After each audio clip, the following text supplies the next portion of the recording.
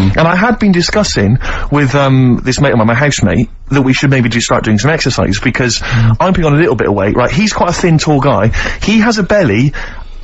I don't know how to summarise it. Have you ever seen the film Junior with Arnold Schwarzenegger? Yeah. It looks like that. Really? It's slightly grotesque. So the two of us, so we decided that we were going to do some exercise together, right? This is what we're going to do. Each morning we were going to get up, we were going to exercise together. That won't happen. Right, well no, but wait Rick, you see you're wrong, because a couple of days ago I said to him, listen, what we should do is get one of those, like, health videos, you know, those kind of training videos, what they called, like, I don't know, they might have an aerobics thing, or a sort of hour-long workout. And I said to him, get one of the ones that's hosted by, like, Pauline Quirk. Elle Macpherson or Cindy Crawford, you know, someone like that, someone sexy, right? So, I swear to God, we went down this morning, we put it on, right? Just want you to picture this scene, right? It's me and my mate in our shorts, right? 9 o'clock in the morning, working out. You didn't actually do it. To Helen from Big Brother's video, right? It was the cheapest one, Steve, he told me. Thanks very much, mate. We saw that advertised as well. Working out, right? And the two of us in our shorts, she's there, like, you know, she's the closest there is to a living Homer Simpson, right, shouting out stuff. I just wanted to be reassured, Rick. There's nothing gay about that, is there? There's nothing a touch kind of fruity about that image. No, I mean, the ones you do avoid would be sort of Liza Minnelli workout. Cher. Graham Norton, obviously.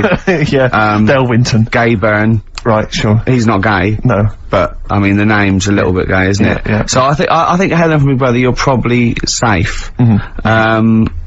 Who else? I don't know what else to tell you, really. But I mean, because I know you've got a personal trainer, I'm obviously not in that kind of state, this kind of states at the moment, I don't have that kind of cash. No. But, you know, I'm obviously quite excited. What have I got to look forward to? Do I go through a my trainer, Pink Eric, we call him. I sort of box a little bit. But what I'm saying is, do you go through a pain barrier? No, I stop way before that. Right. And I'll sit down and have a beer. Right. There's no point in going through the pain, because it'll just put you off. Sure. So, if you start feeling any sort of pain, or any, breathlessness, or any aches, sit down immediately. Now, is it right that he's worked out a special routine for you where you don't have to get up? Yeah, well, he actually said, I remember the first, I got my food diary, and he was looking at it, and I could see he sort of feared it. He feared taking on this challenge. And this is a true quote. At one point, he said, right, okay, cut cheese down to 5 times a week then. I must have haggled from 4. Cheese down to 5 times a week. And it's sort of like, I'm my own worst enemy. Because if I cut out cheese and beer, I would just lose weight. Like, it would drop off me in a month. So what I'm doing, I'm fighting it all the time. I haven't changed my sort of eating and drinking habits, but I now work out 3 times a week. It is an uphill struggle, Steve. Yeah, of course. It's just so you're just keeping it an even keel. I know, well, so I can live longer to eat more cheese and beer. Do you exercise, Carl? Do you do any exercise whatsoever? I used to go to a gym in town, but it wasn't the sort of, the hard work of doing the, you know, the stuff. It was just like, it was like 60 quid a month. Yeah. I thought, well, crazy, isn't it? That's not good. So I just got out of my way to sort of walk everywhere. Do you know what I mean? Instead of jumping on a bus, like a nice day like today, walking to work, or you know, run up the stairs. You're skinny though. You run up the stairs. What? You're really skinny though. No, but I do eat a lot of like crappy food. So I reckon. I mean, what did they say? When you get to 30, it all just. You go mental, don't you? Yeah, they say that, play record. That's the philosophers, isn't it? When you get to 30, you go mental. No, Descartes. Yeah, I think so, Play record. Better Bowie? Oh, yeah, I brought this in. You'll love this, Steve. Oh, you know this, I think, I'm sure. This is, a great Bowie track off Aladdin Sane, one of my favourite albums. And this is Lady Grinning Soul. It's beautiful. Badly Drawn Boy, Silent Sigh on XFM 104.9. I'm Ricky Gervais. You can do your own. Oh, right, okay, my name's Steve Merchant. Yeah, Carl. I'm Carl. Yeah, exactly. You've not lost interest, have you, Rick? No, of course I haven't. Okay. Go on. It's silly to, I've said it once, I was a bit bored with just saying your names. Okay. I don't mind saying mine, because I'm sort of interested in that. Yeah, sure. But the other ones are sort of more of a chore. Do you know what I mean? There's nothing in it for me. Yes, there's no actual I'd rather not mention either of you. Okay. So, if you want to do it, from now on. Yeah. Okay? Yeah. Okay. Well, listen, obviously still got plenty to come. We've obviously got some great music, Rick, and that's I've got, a bit of Nick Cave and the Bad Seeds. Actually, an album you introduced me to, and I'm gonna play, Into My Arms. Looking forward and you know how beautiful that song is. That's true enough. Yeah.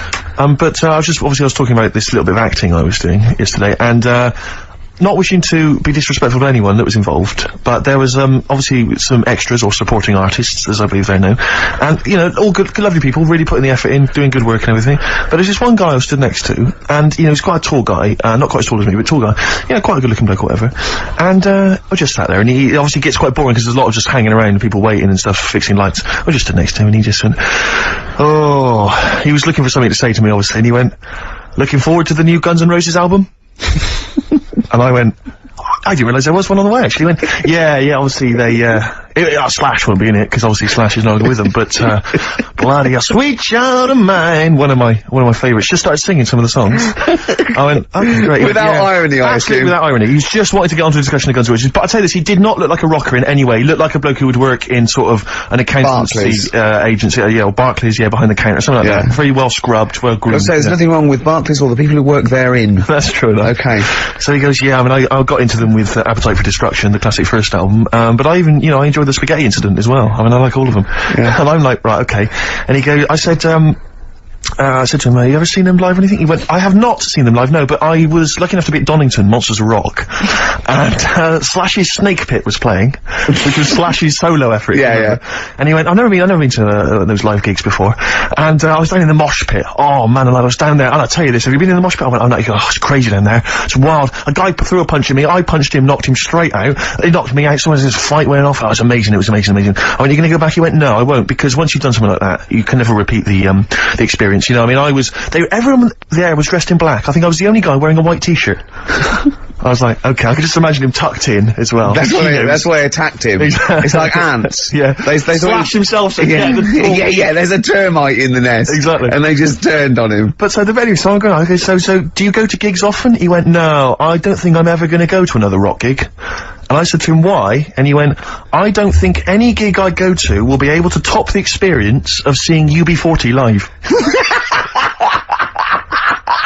And do you know what I mean? And I almost did what you did. That's why I've never seen him live, because I don't want to end my life. But I almost laughed. I thought it was a joke. I thought he was making a joke, and I was about to laugh, and I realised he was deadly serious, and I went, UB40. Oh, good were they? He went, absolutely blinding. One of the most incredible live experiences I've ever seen. I imagine. Did they do songs in a sort of mock reggae style? Apparently they 2 hours. And then he began to tell me which of his favourite, he went, I don't know if, I said, have they done anything recently, or brought anything out? He went, I don't think they're gonna be able to top, those classic albums, Bag of Riddim, and Rat in the Kitchen. I remember once when I went to sign on, okay, and I don't know what year it was, must have been like 1979 or something, and, I left school, and, tell me if I'm wrong if it wasn't out then, but this bloke was at the back with sort of like a ghetto blaster, and he was playing 1 in 10. Right. Obviously making a point, he was in the dole office. Yeah. Everyone ignored him, and when it finished playing, he turned it down. And he took a number and queued. The days when they were a protest. When was that? What year was that? What year did someone can pinpoint that for me. Phone in 08700 800 1234. I know it had just come out. But what was amazing is when he said that about UB40 being the best live experience I've ever seen, it was one of those moments where you thought, I never thought I'd hear someone say that. Yeah. Do you know what I mean? I don't know why I can't understand what kind of person you are. I suddenly realised at that moment there was such a chasm between us. Is there anyone out there whose favourite band is UB40? Red Wine, maybe. UB40, yeah. Oh, they're a great bunch of blokes though. You see them, they crack me up when I see them interviewed. They're really funny. But, once you've heard one, that's pretty much it, isn't it? Absolutely. I imagine. I mean, I don't know. Maybe I'm a Philistine. Maybe there's some hidden depths to them that we don't understand. Maybe some great tracks that you could point out if you're a big fan. Well, I'm never gonna go and see him because, why sort of like top your experiences? Exactly. You know? Because you know you're gonna better it. When I know I'm definitely dying, I'm gonna go. You'll summon them to play for you. Get me Labour of Love live. Do Right in the Kitchen. Now. This is a little bit of a treat, but I thought I would charm you with, Rick. From The Cure's Greatest Hits, this was this double CD that they brought out recently, including 18 acoustic versions of their greatest hits. Yeah. And this is the acoustic version. What have you gone for? I've gone for, glad you've asked, Just Like Heaven. Wise choice.